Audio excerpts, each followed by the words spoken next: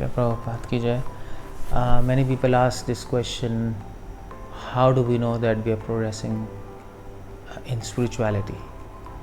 It's a very valid question, and of course we should not do anything blindly or in a superstitious way, in a ritualistic way. We have to understand what we are doing, why we are doing, how we are doing. These are good questions. So whatever we do, we should know whether we are advancing or not advancing, or perhaps going back. How do we know we are going forward in spirituality? And that is very important. And Bhagavad Gita and other scriptures, they talk about certain signs and symptoms by which we can assess we are moving forward in spiritual line, in devotion.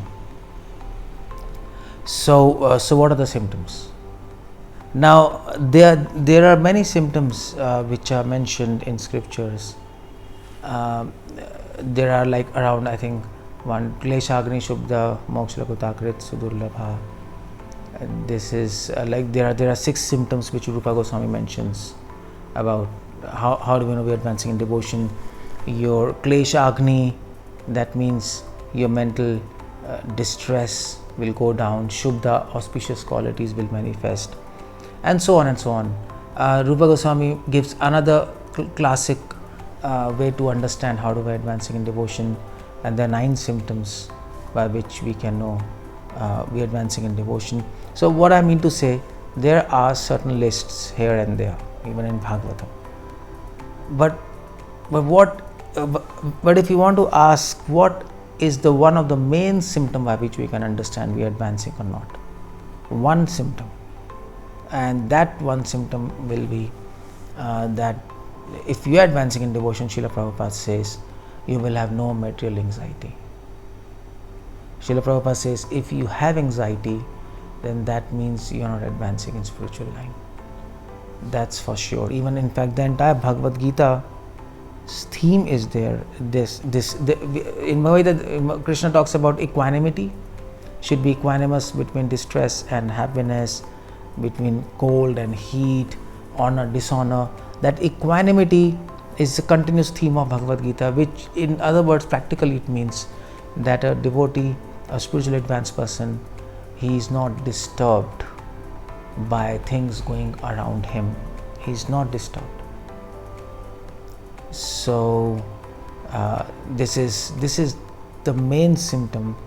A devotee should not be disturbed by material problems, regardless of time, space and circumstance he is in. And he is like an ocean, the depth of an ocean. There are so many waves on the surface, the tsunami and waves and so many things going on. But if you go deep within the ocean, perfectly peaceful and dark and no sound. So devotee's mind, a spiritually advanced person's, his mind, his heart, his soul is like that depth of an ocean.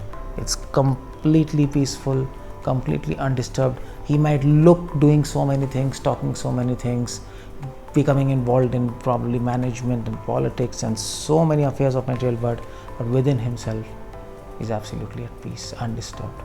And that's why one of the Christian saints, Saint Teresa of Avila, she has written a book, Nothing Shall Disturb You.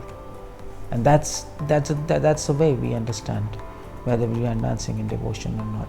So if you're advancing in devotion, that's directly proportional to the fact that you're not getting disturbed even in reverse circumstances. That's the crux here.